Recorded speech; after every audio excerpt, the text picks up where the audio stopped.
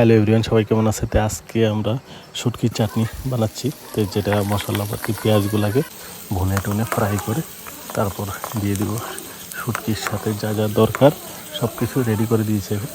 তো মোটামুটি তো এখন আমরা এটাকে ফ্রাই করার পর তারপর দিয়ে দেবো শুটকি। তো শুটকিটা ভালো টেস্ট হয়েছিল, তো ভয়েসটা পরে দিলাম। তো এটা পেঁয়াজ ফ্রাই করা শেষ।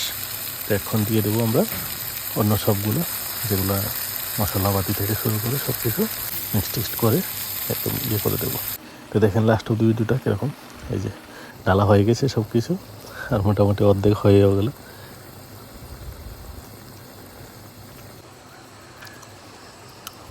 এমন ভালো সেন্ট আসছে একদম।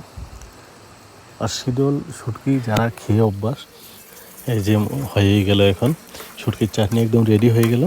তো এই যে তো অনেক টেস্টি হয়েছিল। পরে খাওয়ার পর ভিডিওটা ভয়েস দিলাম।